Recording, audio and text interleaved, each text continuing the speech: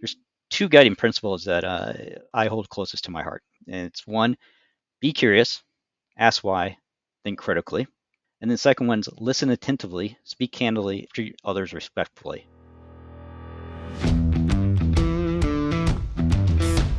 Technology is transforming how we think, how we lead, and how we win. From Intervision, this is Status Go, the show helping IT leaders move beyond the status quo, master their craft, and propel their IT vision. Welcome back to part 3 of our 3-part series, Compelling Communication. In a recent episode of Status Go, CIO Ryan Brubaker of Seven Corners stated, "At the end of the day, as CIO, I'm in sales." Well, that got us thinking here at Status Go. Wouldn't it be great to bring Anita Nielsen, author of Beat the Bots and sales coach extraordinaire, back on the show and have her deep dive into that concept with several CIOs? So we've been doing exactly that. Welcome back to the show, Anita. I'm so excited to be here. Thanks, Jeff. Anita, I'd love to introduce our guest today, and then I'll turn the reins over to you. I have had the pleasure of knowing Earl for, I think we can measure it in decades. Earl, We can. yeah, We won't say how many. we won't say how many. At least more than one, and maybe more than two. Who knows? Anyway, Earl has his first CIO role, and that is at Renaissance Life and Health Insurance Company of America. And not only is it his first CIO role, it's their first time having a CIO. So, Earl, I'd like to introduce you to my good friend, Anita Nielsen. Anita, this is Earl. Great. Good to see you, Earl. Good to see you, Anita. Looking forward to talking today. Anita, I will toss it to you. Perfect. So first of all, congratulations, Earl, the fact that you are not only a new CIO, but you're building the CIO role from scratch. That is just the coolest. I'm sure I'm going to have a million questions for you. But I want to start with this. Ryan did make that comment about the technology team being a sales role. Are you buying that? What are your thoughts on that? So yes and no. So it is a sales role, but what I would say it extends beyond that. And to me, also a marketing role. Okay, and what do I mean by that? So as I was thinking through this, I actually pulled up what is the definition of marketing, and so I'm going to read this. Okay, the action or business of promoting and selling products or services. So as a CIO, think about that. One, you're selling a new idea. You want to put that out there. You want to talk about how that can be of value. And there's a lot of marketing pieces where that comes into play. That continues throughout to even when you're rolling out the product. Okay, so now it's again you're putting out there a reason why people want to take advantage of it. So as you think about that, you really have to create that marketing strategy, that communication plan. And Ryan talked a little bit about this. Mike talked extensively about this earlier in the series and with Hannah, that communication plan. So think about how that is. What are the key components of that? One, you're talking a segmentation. Okay, so there's that need, and you kind of divide the group into what the different needs are. You then target the communication because different people hear things differently. And so the analogy I've used probably a thousand times is, in my mind, it's like a new movie. It's like a movie release. Okay, so you start building up that excitement 90 days ahead of time, and then it continues. But one of the first things you have to do is go, okay, I have a movie, and let's say it's the newest Marvel movie that I think one's coming out here next weekend or so. You have to determine what is your audience. All right, and so that audience could be those hardcore superhero folks, and you're probably gonna go to Comic Con and advertise there to get them, or it could be someone out in a date night, and there's a different type of advertising, a different type of promotion that you need to do there. So it's no different from IT. Okay, we have different audiences. It could be your executive team, and there's a different communication strategy that you really need to take with your executive team, which may be in person, one on one conversations, talking at a higher level as to the benefits. And then there could be your frontline staff that are actually going to use this new product.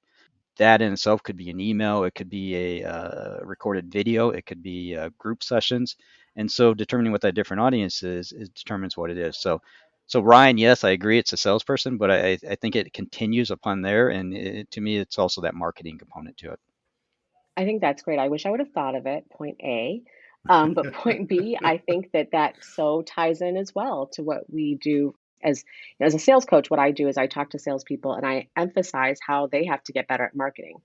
But as part of working with sales teams, inevitably you end up working with marketing. And this is something that is so important is the link between marketing and sales. So for example, it's almost like it's like a sales sandwich, right? There's marketing on the front end where people creating hype, getting everyone excited, attracting the right people.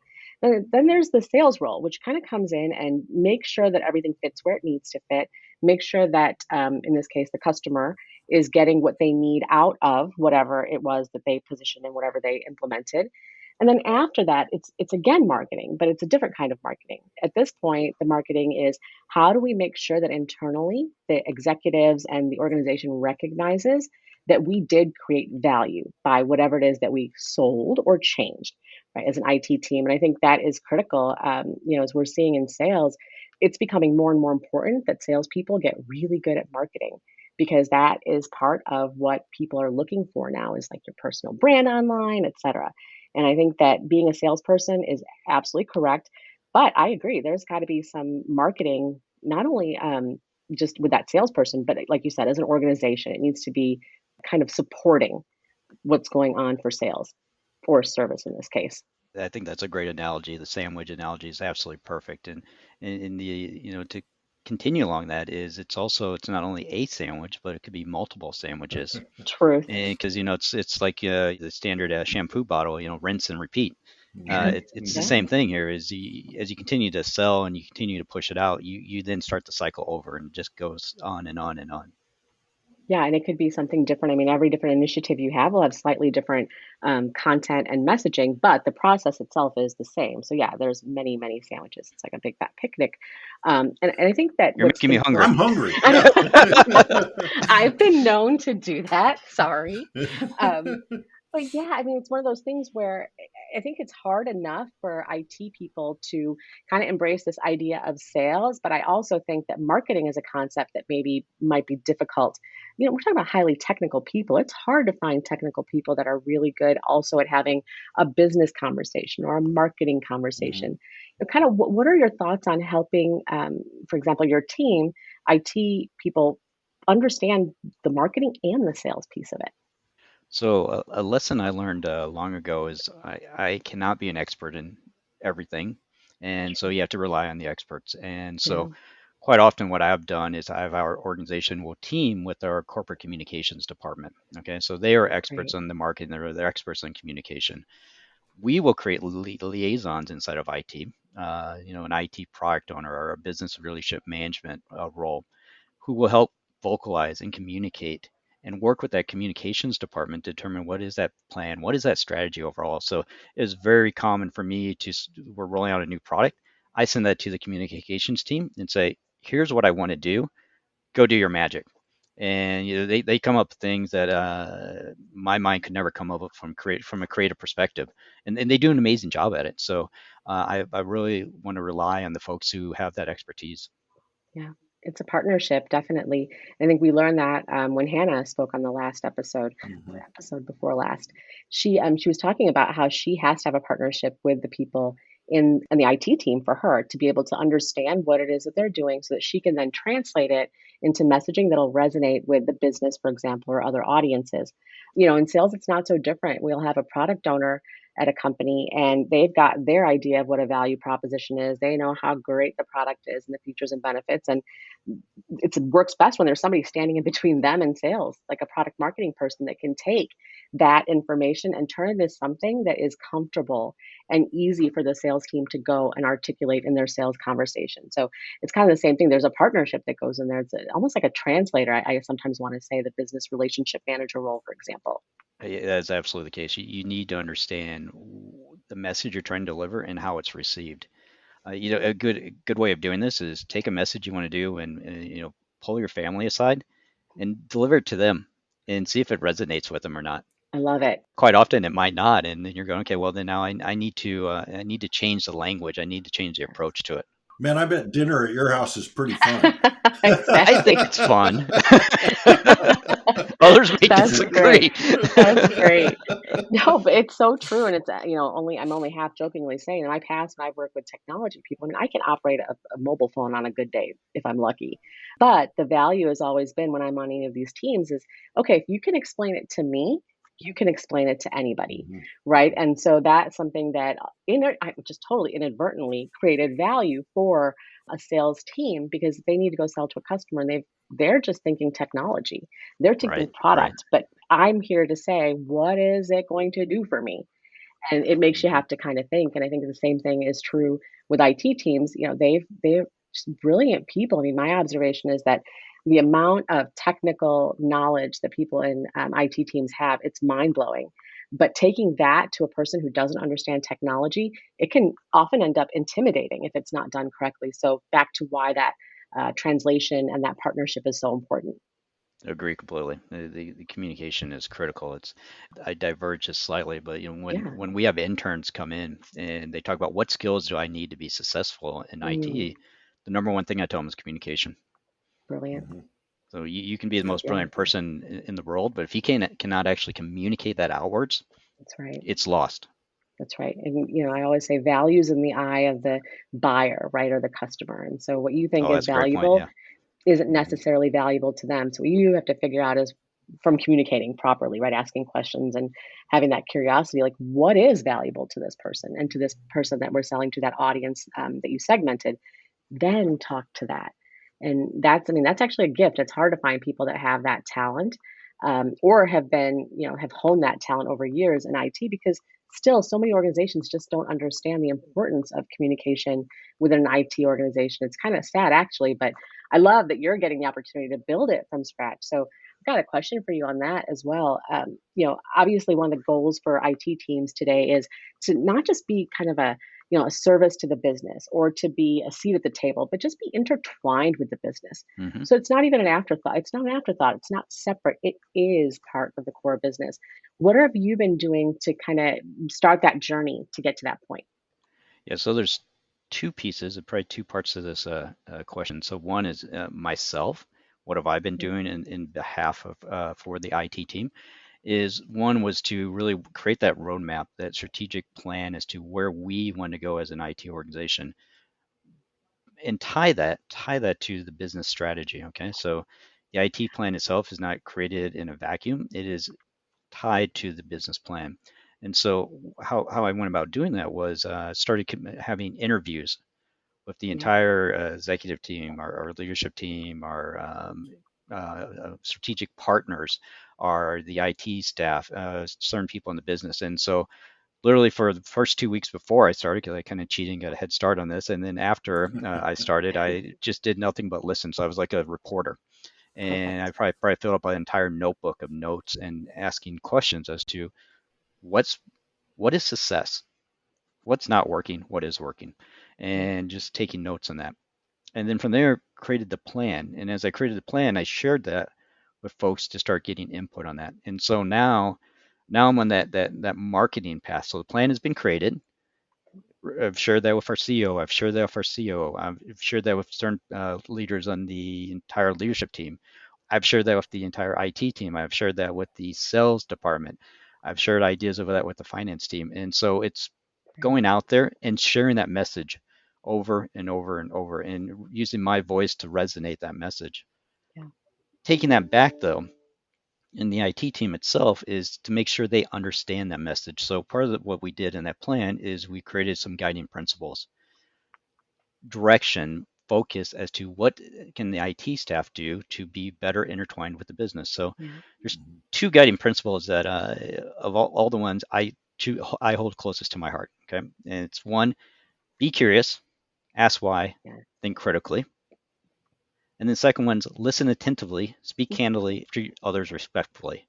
yeah, So if you're out there talking to your customer, understand what they're asking. Be curious. Understand that. Be respectful while you're asking, but understand that. Why? Because now we can create a better solution. Because now we understand what the why is behind that. It also allows our IT team to understand the business better because they understand the business driver behind it. So going back to the communication, understand the need, and then let's focus from once we know the need. how can we actually satisfy it? The other part Well, is, it's a little bit around education of our technical team is on business terms. And so you'll find quite often technical people are really good, and Nita, you mentioned this, really good at technical talk, but when it gets to the business terms and why they're there in the first place, sometimes they fall a little flat. And so it's upon me and our leadership team to improve the business knowledge of our IT team through insurance training, through training related directly to Renaissance itself and how we do business. So they are not only a technologist, but they are a business person that understands technology. I think that's incredible. I think that one of the things that's so important is that IT people, when they're given the opportunity to learn about the business, my observation is that they are stellar at it. I mean, they'll take the time, they'll listen, as long as it's organized in a way that makes sense to them. And I think that, again, Mhm. everything goes back to communication and communicating in a way that resonates with the person who's listening. The other thing I want to comment on what you said was the curiosity. So now I work with a lot of my sales leader clients to try to help them hire new salespeople. And I always call out curiosity as one of the most important things that they have to look for. The second one is active listening. So this is another one of those three things that I always talk about. It's research, it's Hmm. the questions, and it's the active listening. And if you can help the person that you're speaking to, whether that's the business or if it's a customer, if they truly feel heard, what you've achieved and what you've gained from a trust standpoint there, it's like rocket fuel to helping that relationship grow and making sure that communication stays open. So it's really important that people are, we call it discovery in the sales world, but it's the learning, it's the baseline of what's going on, what matters to you, and back to the whole values in the eye of the customer. I think the discovery is what gives you the ability, those questions get you there. I agree, and the active listening that you mentioned is a tough skill for to learn, because quite often Yes, people are listening to respond, and really it's that's exactly hearing the right. response, you pause, Yeah, and then you collect your thoughts and you reply. And showing that active listening, now there's a connection at a deeper level. There's that empathy there. And yeah. now, guess what? If you're going through a project or and there's an issue, there's a connection there. Now you're part together in trying to figure out a solution. Yeah, exactly. I mean, empathy is so critical in any kind of relationship, but I think in business, when you can find individuals, whether it's teams collaborating or if it's a leader to an employee, the ability to have that empathy really is what is the foundation for good communication, right? I mean, if I'm communicating something the way that I would communicate it without regard to how that person would consume it, it's like you said before, it's going to fall flat. I mean, it's just that's not going to work out very well for anybody involved. Mhm. So you said that you're kind of working with your team and you're helping them learn how to speak the business. Can you, and I know the audience would love to hear this, can you give a couple of specific examples of what you've done to help them get that learning? I know you said they learned about the insurance, but really specific, like what kind of coaching and training did they get? Did they get? Yeah, so one of the thing critically, and so anyone who's ever worked with me in the past will know, and they quickly learn this.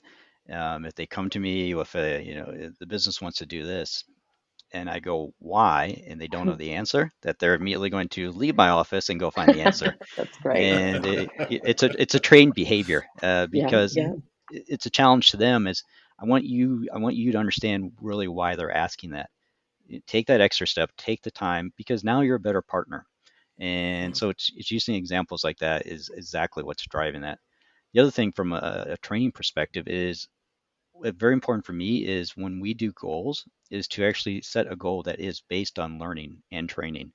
I've heard throughout my career, "Yeah, I'm too busy, I don't have time." No, yeah, set time aside in your calendar, block it out, block it out an hour a week, block out a half a day a month, but block out the time to learn the training. And you and your leader, you guys should work together as a partnership to understand what is your goal and how can we get there, and then figure out what the training is what that can be. That could be a class, that could be a book. I've yeah. become an avid reader over the last several years of learning other people's experiences. And it's the fun thing is, so it's not only just reading modern readers, but it's reading philosophers from 2000 years ago, because we've been learning as a human population for thousands of years. So let's take some of that knowledge, take little nuggets here, there, and together that ends up painting what your view of the world is. And I love that, Earl, because It also starts with the top by showing the example. You mentioned the learned behavior Hmm. of, hey, if I ask you why and you don't know the answer, you go back. But the other thing that you said in there was setting aside the time to learn. And you are a great role model for that. I know, because I know you, that you do set aside time for your own professional development. And sometimes that's hard for CIOs to do, is to carve out that time for themselves. What led you to that understanding that you needed that time yourself? It was probably 5 or 10 years ago. Back then, it was, oh, there's the networking event. Nah, I'm too busy for that. There's always 1,000 excuses. And slowly over time, I said, it goes back to, again, I don't know everything. Okay. Mhm. When I was young, guess what? I thought I knew everything. So I figured out I don't know everything, and that there's a lot of people out there who have been there, done that. There was a recent CIO dinner I attended, and one of the things was every problem faced today has probably been faced before. So Yes. have that network there, have that collection of people to base Mhm. different ideas off of and hear what other people are doing. It may lead you to a different decision or most likely even a better decision. And so it was there was no single point in time that did that. It was just really slowly started the process, and then it started again, nugget, nugget, nugget, and I started going, wow, I'm a lot better at what I do professionally and personally by doing this. And Mhm. that's why I continue to do it today. And I've really become a champion of this with my teams, is that it's important for you to do that because it's a mistake I made earlier in my career. And I want people to learn from that, Yeah. Yeah. and overall become better people as a whole. I think another thing that I'd love to talk about here for a minute or two is when we were talking a few weeks ago, you used a great analogy, and it might have been that your CEO used this analogy, and it's one that may sound familiar to people, but you put a little bit of a different twist on it, and it's the airplane analogy. Could you tell us that? And then I've got a follow up question to that once you tell us that All analogy. right, fair enough. So when I was having conversations with our CEO and our COO about joining Renaissance, the conversation was, we're flying an airplane from a technology perspective. We don't know where we're landing, and we don't know if we're going to land safely. And so we need you to come in, paint what that destination is going to be, and make sure the landing gear is there so we can land safely. And so that's really if you think about the focus of that roadmap, right there. So Mhm. Yeah, where are we yeah. going? Are we going to be safe when we get there? So here's the marketing and sales question that pops in my head as I was thinking about that story is, to me, hearing that creates this incredible sense of urgency. I'm a new CIO. I'm coming into an organization that's never had a CIO before, and now they're telling me that the plane's about to crash with no landing gear, right? How do you how do you yourself take the time to remain calm, talk to your team, build this plan, and then move forward? It sounds like, hey, put the oxygen mask on the person next to you first, kind of thing. So how do you do that? What skill do you draw on to do that, Earl? So again, something I've learned long ago in my career is patience.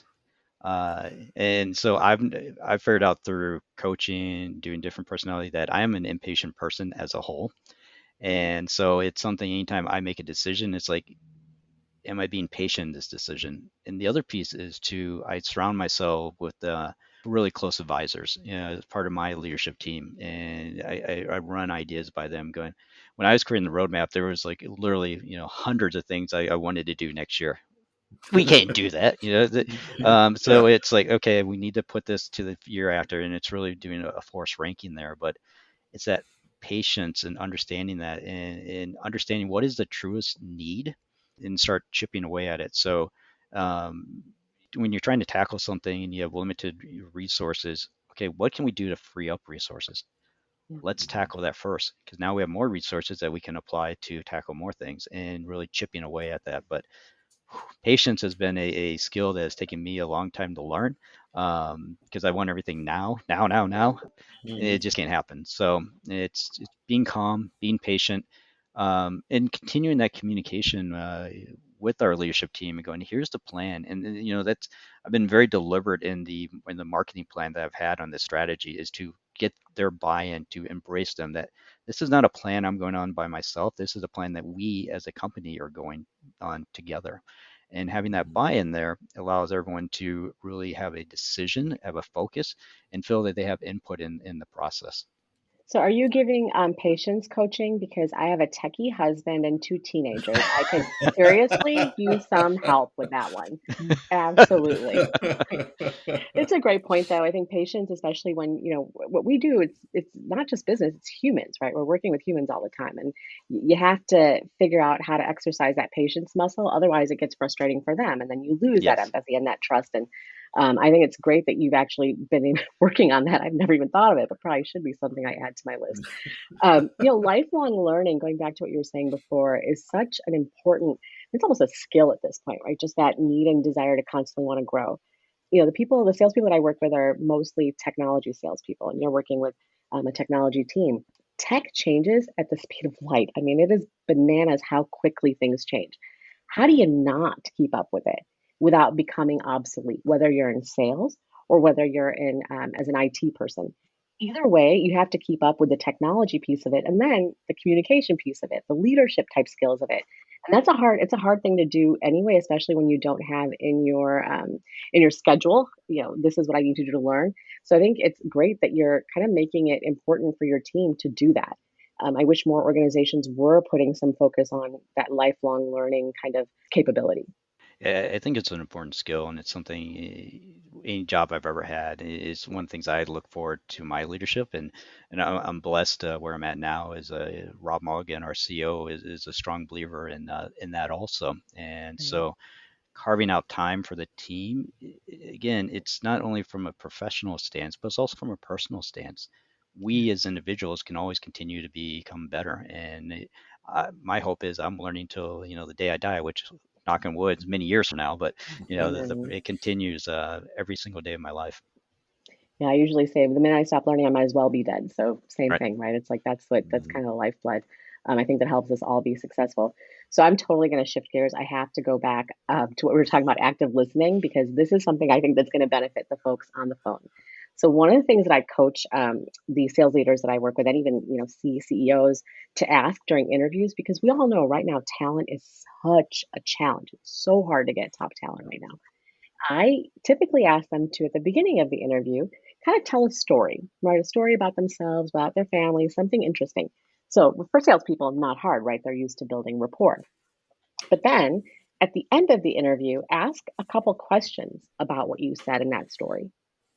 And you'll be able to find out very quickly who was listening and who was not. And I if they love weren't that. listening, you get busted, but it's really interesting to see how they work their way out of it, right? Like, shoot, you're right. I should have been doing that. I wish I was working on it. So I know I totally took us off track, but that I think everyone listening right now, regardless of your role, if you're hiring talent, listening is critical. Don't care what industry. Mhm. So it's a little mean, a little tricky, but it will get you what you need to know. Otherwise, good luck trying to judge if someone's a great listener in your meetings, in your interviews, Well, rather. Anita, I can say I just added another tool to my toolbox. Thank you. Woohoo! Yeah. Yay! Love that Cool. one. So, and my first patience lesson for free. Woohoo! Next. And I think it's not so far offline. You talked about taking us offline from where we were talking. I think that's a huge part Yeah. of marketing and sales is it's storytelling, but it's making sure that the story is being heard, Yeah. right? Because the story may not resonate, it may not land. You may have someone that's distracted, and whether you're a tech salesperson or whether you're a CIO who has to market and sell their ideas to the rest of the business, you have to make sure that it's being heard. Yeah, I mean, if it's not being heard, then all that effort was wasted. And when we do focus on Yeah, communication, it's impossible. We can't just ask questions. We have to do the active listening part of it. So it Right. goes hand yeah. in hand. In the classes I teach, that's the first lesson: research, questions, and active listening. And I think that's the foundation for any good leader.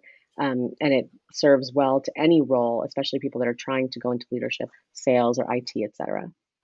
Well, it is time for my favorite part of Status Go, which is the call to action. And you know this, Earl, because I know you've listened to the I show have. before. Anita, you've been on the show multiple times. We like to make sure that we leave our listeners with a very clear and solid call to action. What can they do differently tomorrow because they listened to this conversation today. So, Earl, I'm going to start with you, and then Anita, I'm going to have you answer that as well. So, Earl, what's something they should do tomorrow?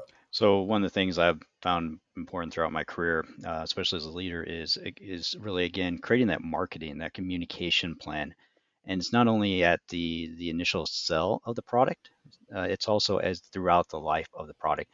And that message needs to resonate throughout. When you're in development, when you're in testing, here's why we're doing this. Here are the benefits, and then ultimately at launch, build that excitement for each and every individual, and you build that excitement by understanding what do they want, what do they need, and focus Mhm. on that need, and then you drive it home and you continue that message. That in itself will almost guarantee a successful launch. Yep. Yep. I love that. Build that communication plan as part of your product lifecycle. Anita, we're at the end of the third in our series. Right. What's a call to action? Thinking back on your conversation with Ryan, with Mike, with Hannah, and now with Earl, what should our audience do differently? I mean, it goes back to communication. If there's one theme that has been consistent throughout all of these conversations, and by the way, all leadership conversations that are trying to drive positive change, it is the Mhm. communication. And I think sometimes people don't feel comfortable trying to create communication plans or trying to drive change without having a communication plan. And you're kind of stuck. So, what I would say is if you can do nothing else, just start with the who, what, when, where, why, how. This goes back to kind of my journalism background. Just get a piece of paper, get on the whiteboard. Once you can pull that together, you're in good shape. And just in terms of figuring out where your head, just getting your head on straight on how you're going to communicate. And then, hand in hand with that, based on what we talked about today, I think, Earl, what you said was really important. As leaders of IT organizations, as CIOs or VPs of IT, it's really important to take some time and listen and understand your people, right? Because we're asking this IT team to go out there and have great conversations, do listening, be curious. It starts kind of with the leader. So exactly what you did, get to know them because you're going to need to meet them where they're at when you start to try to coach and guide them into the skill sets that you need to. So really important upfront, just make sure you learn your people. That's excellent advice. I love the journalism reference of who, what, when, where, starting with those basics and then understanding your people. Great, great advice. Earl, Anita, thank you so much for being on Status Go today. I've enjoyed this conversation and I really appreciate you taking the time spending it with us. Thank you so much. It's been an absolute pleasure. Yeah, Thank you. thanks, Earl. I've learned so much from you just from this interview. Thank you. I got a tool in my toolbox, so Yay, yay, It sounds like we team. all learned today. Woohoo. Yeah, that's awesome. Thanks, Jeff. To our listeners, I hope you also have some tools in your toolbox after listening to this conversation as well as the others in this series. If you have any questions or you want to learn more, visit intervision.com. The show notes will have links and contact information. This is Jeff Tunn for Anita Nielsen and Earl Shaw. Thank you very much for listening. You've been listening to the Status Go podcast. You can subscribe on iTunes or get more information at intervision.com. If you'd like to contribute to the conversation, find Intervision on Facebook, LinkedIn, or Twitter. Thank you for listening. Until next time.